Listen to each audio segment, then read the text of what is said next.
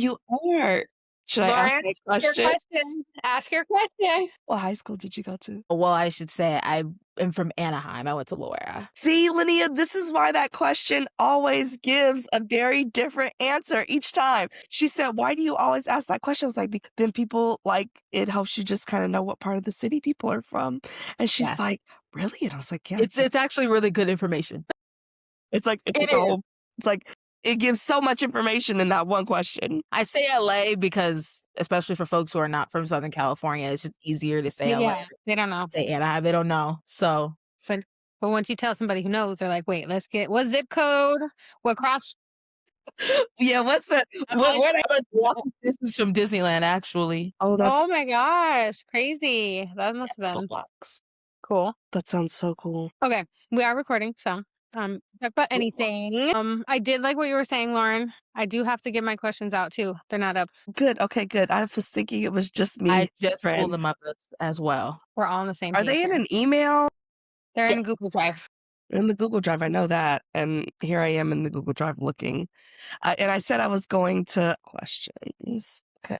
What I was going to say about the twin thing, though, do you find that once you tell people, I don't know if this has happened to you, but people who are twins also like to disclose that? They're like, Yeah. I'm a twin. Yeah. We were at the Botanic Gardens in Denver, and we met like 4 sets of twins in that one day. They were either like one twin was there and the other wasn't, or like both of them were there. Wow, Yeah. that's interesting. And they would be like, It's really I'm a cool. twin, but my twin lives in like X city in another place. I've heard that they're We'll let them know I met some baby twins. I love that. I love that's that. really cute. Oh my gosh. It is like I've heard that there are like groups that meet up of just twins. Are there really? Yeah. I've Like heard of that, twins yeah. and we all meet up. I have even like conferences that are just for like twins. Yeah, just for twins. It's the whole thing. The whole thing. Linnea, are you finding your questions? I'm not, but I'm determined to find them because I know they I air. found them in an email you all sent to me January 20th. Oh, I Wow. love that. You're so well organized. Yeah. I don't know. I Please like keep the I compliment. had it like attached to my own invite so I would find the email easily because I know otherwise I would be scrambling. They're entitled Hey Boo Podcast Questions. Well, you know why? Because they're in a Google Sheet. They're in a Google Sheet. They're in the sheet. That's why I couldn't find them. I'm looking in the wrong place. I was like, something is Can't wait to off. hear about your group practice too. By the way, I just am always curious to hear because it seems like people have different approaches to like how they have decided to structure and run. So it's always, I don't know, like there's so many possible ways to do it. So I'm curious to. Yeah. I think I've taken a unique approach. What's your? I'd love to hear. So I have pre-licensed therapists in my practice, and once they're licensed, I kick them out. Oh, you do? Go start your own thing. They graduate. They graduate. Go and do your own thing.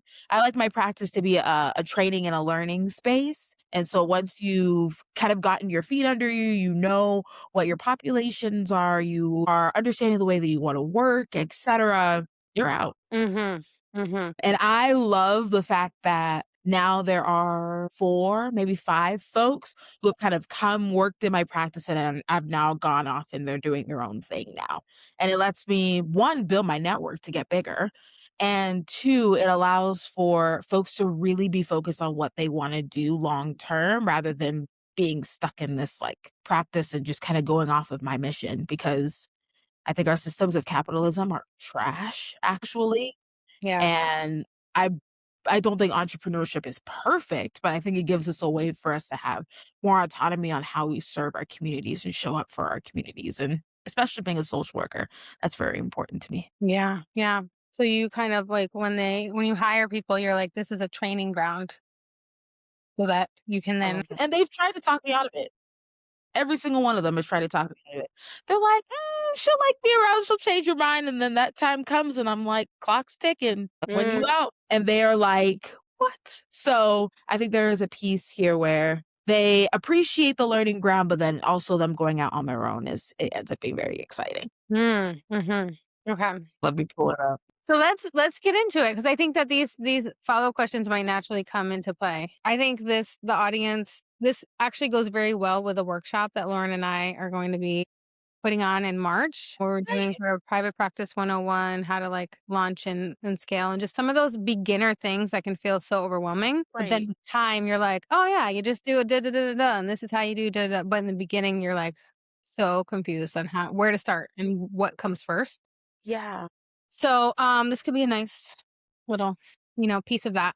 Yeah, I guess Lauren started to ask it, and I think I you asked it so nicely. I'm gonna ask it not as nicely. Probably, we would love to hear.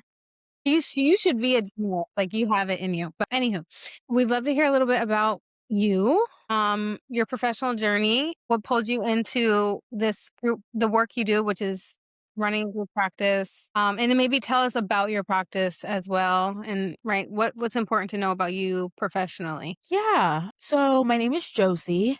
I use she, her pronouns. I like to start off by introducing who I am as a human. I am the wife of a military veteran.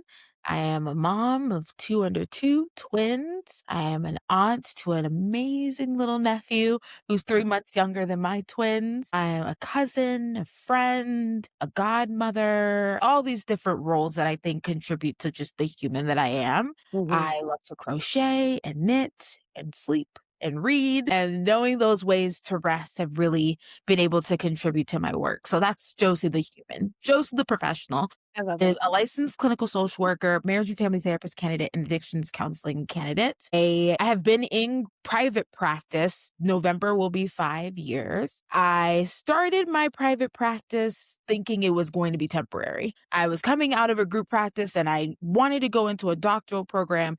And I thought it would be a good thing to kind of do in the middle to just kind of be able to get my foot in the door with clients. I had clients that I was seeing from my previous job. I was like, this would be a cool thing to do for a couple of years, that I'll close and go to a doctorate program. But I ended up doing it. It was scary, continues to be scary, but I now have a love-hate relationship with it. I would say there are days where I really, really love it. There are days, especially the business side, I despise it, but it has become kind of the bread and butter of what I do. Clinically, I am grounded in relationships. I believe that working on our relationships with ourselves and others impacts the way that we view ourselves. So when we're working in terms of life transitions, identity-based and relationship trauma, I like to bring it back to understanding how you relate to yourself and other people in the world. And so I train my team, especially of clinicians, on really utilizing modalities that are very person centered, that are aligned with understanding who the person is in front of you first. Because if you don't really get an understanding of the person in front of you first, and there isn't that trust and that rapport that's built, first off, what's the point? And two, we are not able to really get down to the bread and butter of what it is that they're actually coming in for work for. And so the modalities I use are, well, I always like to tell my clients and clinicians that none of these modalities were made with me in mind. So I'm not going to sit around and plant my flag in any of the modalities and act as if they considered me in their creation. So in that, I've become pretty eclectic in using different modalities that really fit as it best serves and hits the client's needs. So the ones that I tend to use the most are accelerated experiential dynamic psychotherapy, narrative therapy, psychodynamic theory, liberation psychology, feminist theory. So those are the things that I like to use very heavily. And that's just more my clinical, just like day-to-day work. I also am an adjunct professor at the University of Denver Graduate School of Social Work, teaching classes in their like family therapy, couples therapy, pathway, concentration. And I teach a lot of the intro classes for first years getting into the field of social work. I wonder if does that answer your question? Yeah. Yeah, so So many yeah, answers. Yes, we love it. We were sat, as the kids say. I don't even know that term because I don't work with the youth as much anymore. But I do appreciate you being like a human first. I Mhm. do really. I was like, can you be my therapist? Because I really love that. I remember I was years ago at some mandated training, Title V or something, and this woman came up and she is an attorney and she was like, I'm a mom. And it was the first time I had heard, it was like pretty recent, like it's only until recent times that we are allowed, ish to name that. And that means something. I think we're finally starting to maybe acknowledge how, if you are a mom, if you are a business owner mom, if you have other, like just what that means, if you have a partner, what that means to all the things that you're holding and to consider that as your interacting. So I think that does hit the tip of the iceberg because something tells me you have that's a lot. That's a lot that you do. And I heard candidate twice. So Mhm. could you share a little bit about those pieces? Yeah. So after getting my MSW and my master's in education, I did a dual degree. So I got both in 3 years. I wanted to get training on how to be a therapist because I got pretty solid training in like understanding social work and systems, those sort of pieces. But I really wanted to learn how to be a therapist.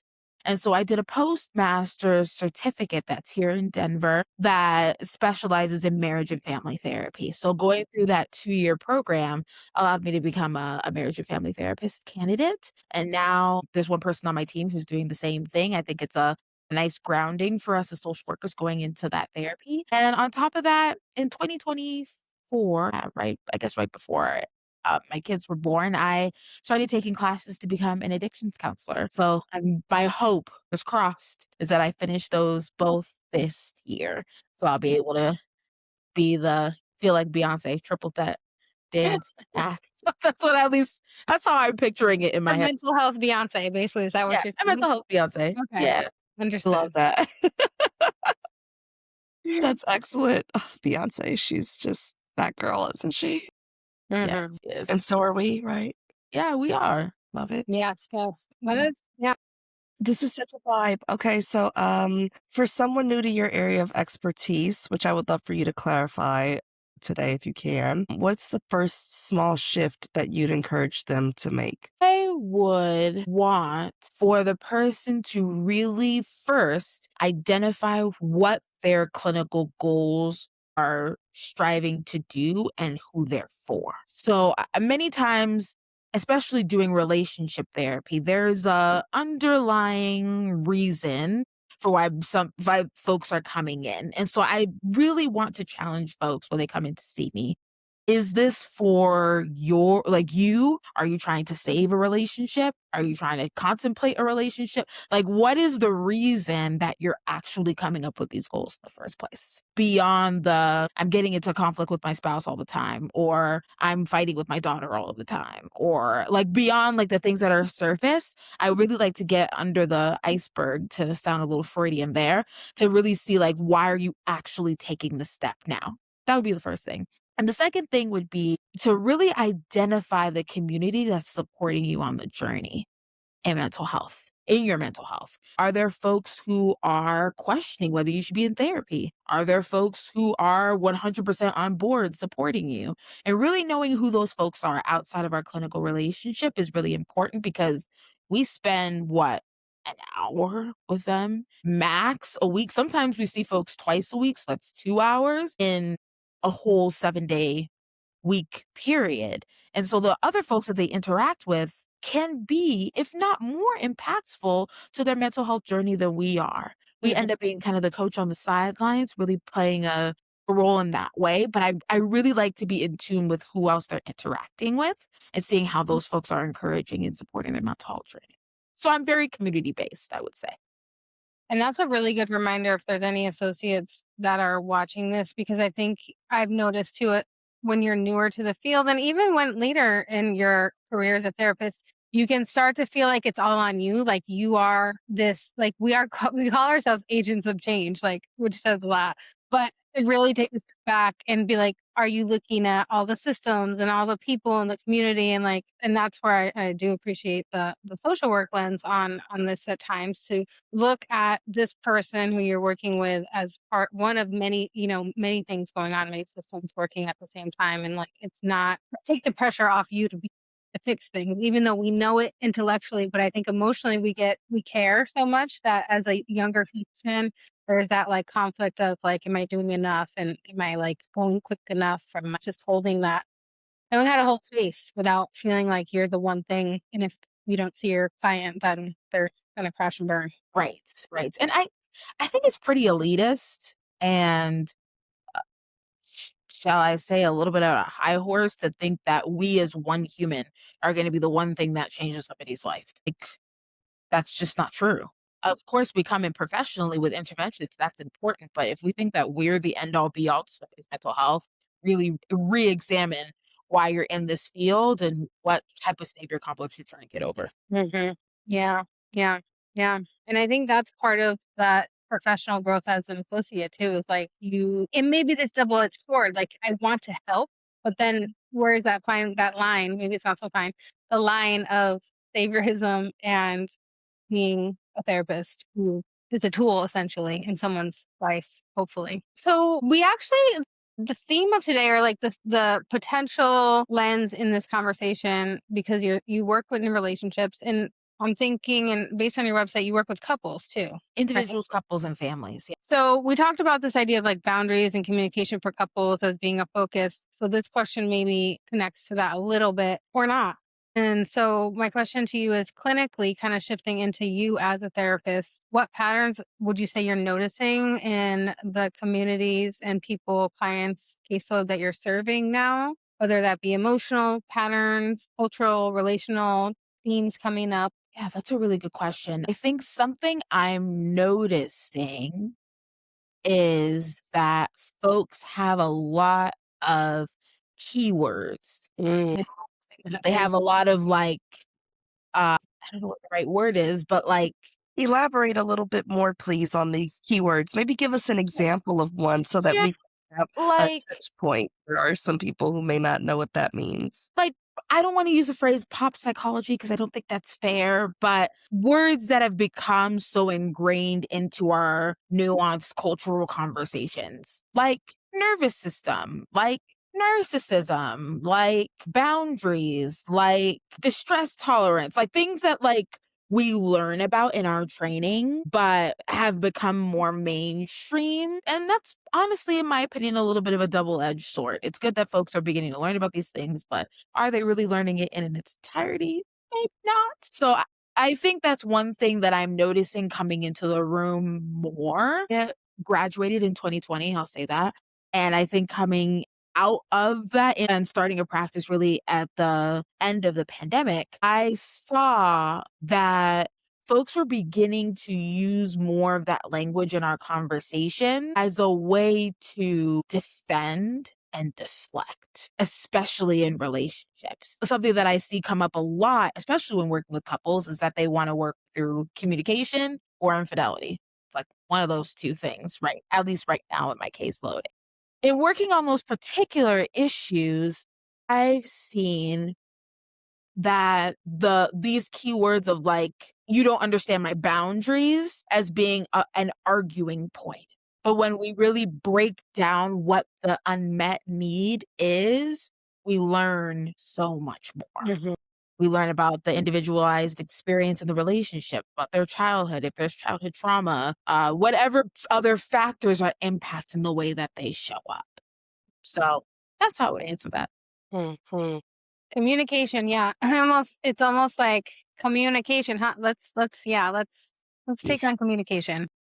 And the communication is this all-encompassing experience of more than just the one thing, right? It's not just about like, did you call me back? It's about all of the pieces of communication, including that kind of missing piece, maybe about the childhood trauma, maybe about what what certain things mean to you, and being able to have some of those deeper conversations that often are missed in some of the pop psychology that we hear on the internet, right? That they give kind of like these generalized ideals of human experiences, like you discussed at the beginning, that kind of allows that more like personal discussion about it too. This is such a great conversation. I'm so into it. Are you guys having any fun? Because I'm having a great day. Oh, And yeah, I also think that it's really great that we're talking kind of about love. And tomorrow is Valentine's Day. We were sending Valentine's Day, stories kind of about the kids in today before we hopped on. So, just like how much we love platonic love for the kids for the holidays like this. It's so sweet. Like everyone gets a Valentine, Anyway, that's a topic for another day. I know. And when you have twins, this is just a reality. This is my logic brain coming in, is like, oh, so twice as many things at CVS that we need to buy for your class. It's just that's twice as many things. Yes. No, it's all worth it. It's adorable. It's so sweet. Yeah. And everyone's Actually, I haven't included. thought that part through yet, but that's true. Double. Yeah. Yeah, Everything. double all the things, all double it up.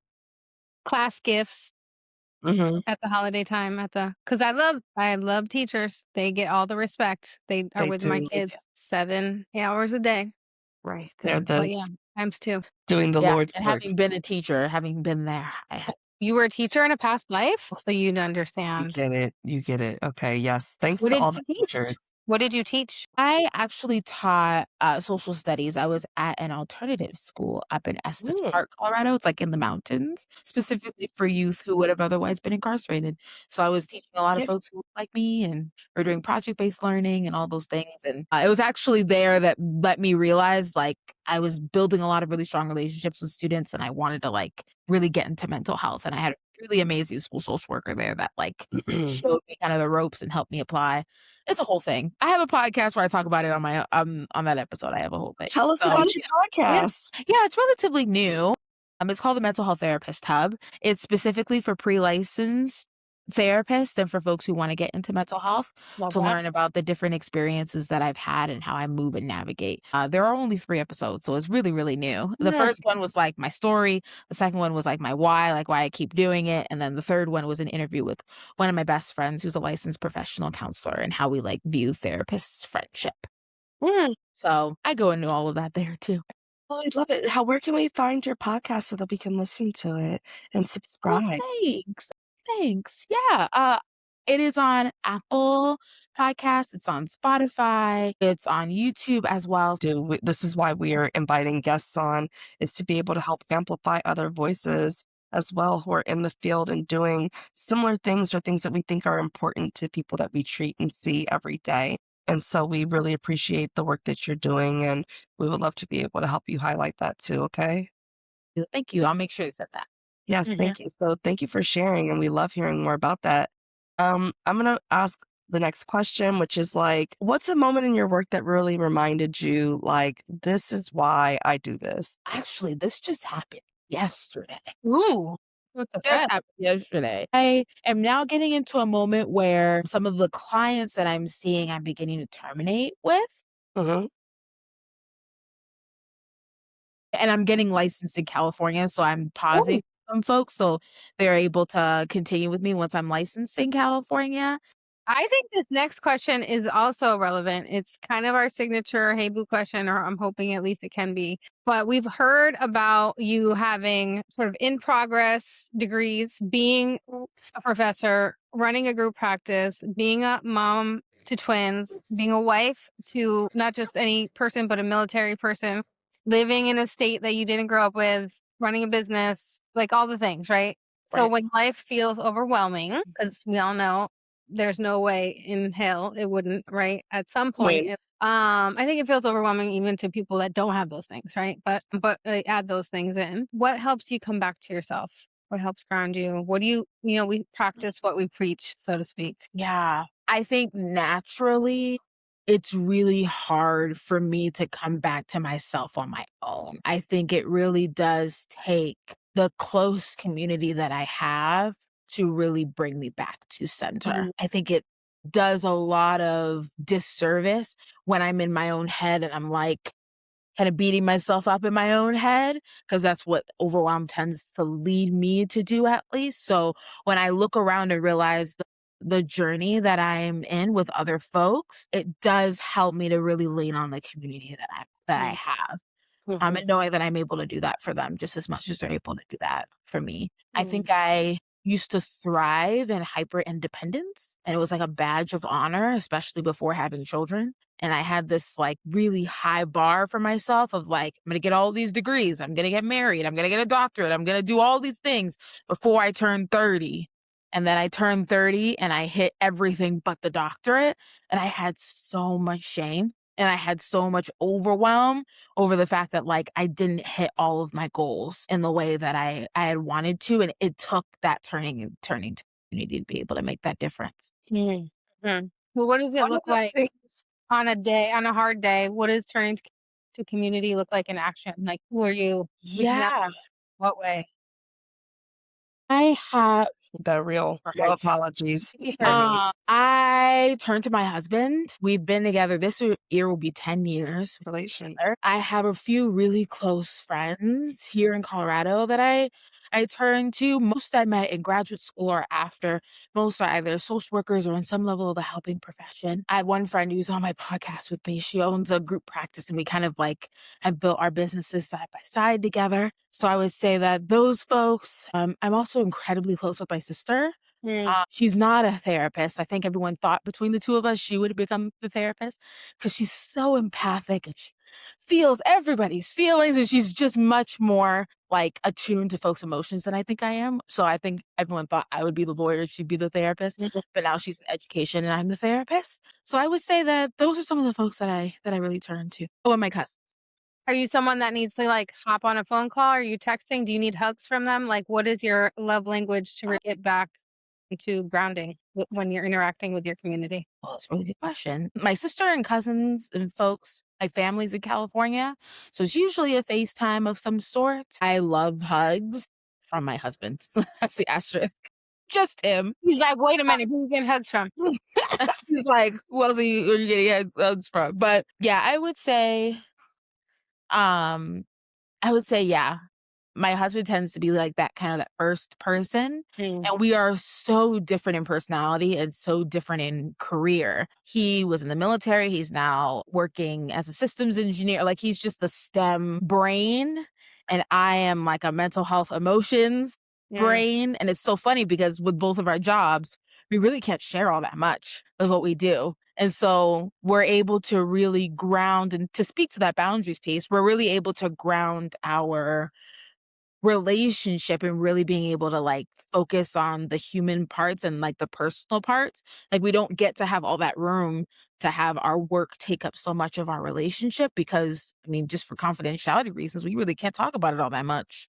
He looks at me and says, "How was your work day?" I say, "Good." Skip, "How was your work day?" He says, "Good." And that's kind of the extent of it. Yeah. Thank you so much for sharing with us so much about your community, for truly letting us in today, into your practice, to your life and your story and your humanity. And we are grateful that you have given us the gift of your time. If there's a way that any of our listeners wanted to be able to get in touch with you, can you tell us like what the best way that they could follow you or contact you would be? Yeah, so I'm on Instagram, on at the Ampaw-PC. I'll give you all that information. I have an Instagram for my podcast, the Mental Health Therapist Hub. I also have a peer consultation group for group practice owners who are people of color that I'm starting off. So if you know anyone who's interested in that, that's for anyone anywhere in the world. So we're still working on finding times and things like that, but I really want to be able to build community around that. I have my practice website, Ampaw-PC.com. Again, I could give this info for your show notes so that they'll be able to find it there. But we see individuals, couples, and families, specifically for life transitions, identity-based and relationship trauma. And my podcast focused on helping folks enter the field of mental health. Thank you so much. It was really nice to get to know you, Josie. We are really grateful that you were able to come. We hope that we'll be able to connect with you again, and we will definitely share the episode with you. Is there anything you want to close out with, Linnea? I do have like one bonus ask. I'm just curious, as a fellow couples therapist, when I must have pulled this idea of boundaries and communication for couples as I was looking at your website. And you said like that's showing up a lot in how couples, what they're asking for. Is there a go-to, or what is your go-to? Obviously, we tailor all of our, reflections and response and interventions and how we show up to what the client needs. But do you have like a favorite activity, strategy, or topic you like to bring in when you're specifically addressing communication for couples? That's a really good question. I like to have each partner, and I also do a lot of like polycules too. So Juicy. if there are like 3 or 4 people in the relationship, I do this with them too. I like to have them face each other and just take 60 seconds to just look at each other. And afterwards, I ask them to tell me what they saw. And in that, the they're able to really tell me the body language that they read, the emotions that they felt from the other person, just a lot of those pieces. And in that, what that does is that it helps us be able to have a foundation of where we're starting in terms of how they're understanding each other and how they actually view each other. And it's super uncomfortable. Yeah. They hate it by all stretch of the imagination. They absolutely hate it. But it ends up really opening the door for a lot of really good conversations. So I like to start there. We had a long discussion about eye contact in our last podcast episode. So we are going to definitely, like, I guess that's one of the consistent themes. Yeah, yeah. Is that eye contact is a big deal. Yeah, it definitely is. Because I like to say you can tell somebody's story through their eyes. And so often in the couples, right, they look to us as like, and like, I allow a little bit of that too, but it's interesting that I've seen time and time again is even if I'm directing that eye contact, they'll kind of like, some of them, not everyone does this, but I notice often one or both then slowly push away back talking to me. And then that's very telling too, like how easy or hard is it to come and look at your partner, right? And like look at them when you're talking about hard things. And see the humanity in them. Humanity is the key word of the day. Definitely. It's about the timeline piece and how that really was disruptive to you and your need to seek community as you didn't meet the deadline that you set for yourself by the age of 30 to accomplish your goal. And one of the things actually that I learned from Linnea, my longtime friend, which is how we've ended up in this podcast together, is that sometimes the timeline is not as important as you think initially, right? That we've set these arbitrary time goals in our heads, but it doesn't mean that we're not still going to be able to meet the goal, right? The timeline is allowed to be able to shift because life shifts, right? That there are certain things that you thought that you'll be able to do, but you didn't realize that doing some of those things was going to be significantly harder and more time consuming than others. Like having a whole baby, girl, it takes up a lot of time, right? So I think that there's something that I really kind of received in that statement that she shared all those years ago, which was the grace and the timing for the things that happen in our lives. And I think that there's so much power that comes in the giving ourselves grace, especially as high achievers, as overachievers, consistently overachieving with the extra degrees that you got on top of the degree you already got. Girl, that's a lot of degrees, right? That the overachievers in us will often feel like everything that we've done isn't good enough, but then you're not even accepting that in this space right now. We are some of the 4 to 7% of Black identified therapists in this country. That is the timeline. What timeline do you need to be able to accept that you're doing something already pretty exceptional?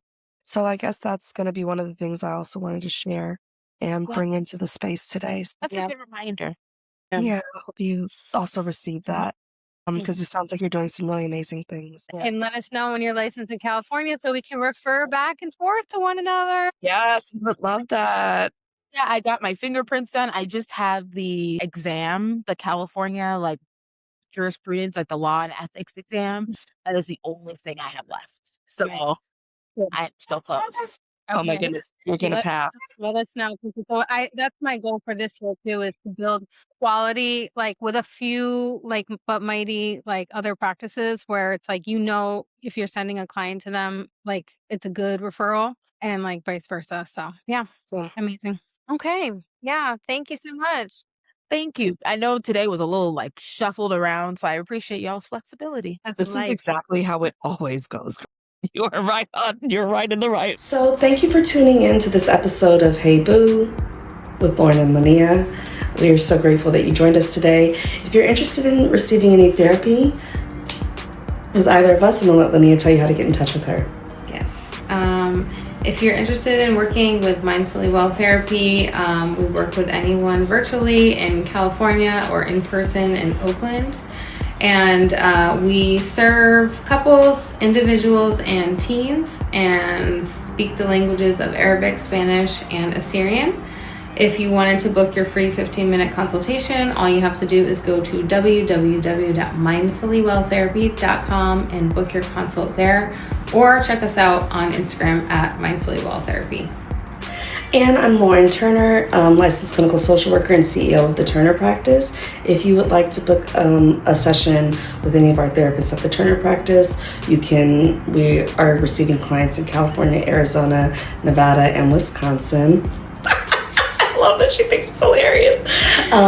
Please feel free to find us on www.theturnerpractice.com, or you can follow us at The Turner Practice on TikTok and Instagram. Yep.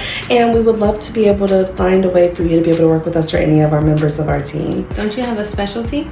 Oh yeah, I do have a specialty. I specialize in working with athletes and their families in high performance, and we also do some forensic work here too in social justice, and we just love our clients here at the Turner's Practice. We also do couples therapy for those of you who may be in athlete couples, and we can't wait to continue for you all to join us this season, and hope you can follow us and meet with us soon.